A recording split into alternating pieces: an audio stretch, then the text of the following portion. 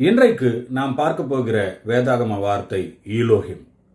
ஈலோஹிம் என்கிற எபிரேய வார்த்தை பழைய ஏற்பாட்டில் 2500க்கும் அதிகமாக பயன்படுத்தப்பட்டிருக்கிறது. இதை தமிழிலே தேவன் என்று மொழியாக்கம் செய்திருக்கிறோம். உதாரணத்திற்கு ஆதியாகமம் 1:1, ஆதியிலே தேவன் ஈலோஹிம் வானத்தையும் பூமியையும் சிருஷ்டித்தார். இதை நாம் கீழ்கண்டவாறு மொழியாக்கம் செய்யலாம். அதீத சக்தியுள்ளவர், அதிக பலனுள்ளவர் மற்றும் சர்வ வல்லமையுள்ளவர். இதில் இருக்கிற கருத்தியல் என்னவென்றால், ஒருவர் சக்தி வாய்ந்தவர், பலனுள்ளவர் மற்றும் எல்லாவற்றின் மீதும் தன்னுடைய ஆளுகையை கொண்டவர் என்று பொருள். ஈலோஹிம் என்கிற வார்த்தை பன்மை பெயர் சொல்லாய் காணப்படுகிறது. ஆனால் அதை தொடர்ந்து வருகிற வினைச்சொல் ஒருமையிலே இருக்கிறது.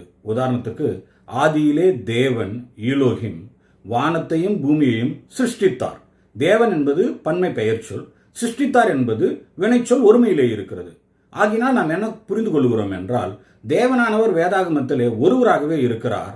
ஆனால் அவருடைய கௌரவத்தையும் மேன்மையையும் பாராட்டுவதற்காகவே பன்மை பெயர் சொல் பயன்படுத்தப்பட்டிருக்கிறது. இந்த வார்த்தையிலிருந்து நாம் என்ன கற்றுக்கொள்கிறோம் என்றால், அண்டவெளியிலே இருளும் ஒழுங்கினமும் இருந்த பொழுது ஆண்டவர் ஒழுங்கையும் வெளிச்சத்தையும் கொண்டு வந்தார் என்று நாம் பார்க்கிறோம். அவருக்கு அசாத்தியமான ஒன்று என்று எதுவுமே கிடையாது. உங்களுடைய வாழ்க்கையில நீங்கள் அசாத்தியமான காரியங்களை இன்றைக்கு கடந்து போய் கொண்டிருப்பீர்களே, ஆனால் கர்த்தர் சொல்லுகிறார், ஒழுங்கினத்திலிருந்து ஒழுங்கையும் இருளிலிருந்து வெளிச்சத்தையும் கொண்டு வந்த தேவன் உன்னுடைய வாழ்க்கையிலேயும் வெளிச்சத்தையும் ஒழுங்கையும் கொண்டு வருவேன் என்று.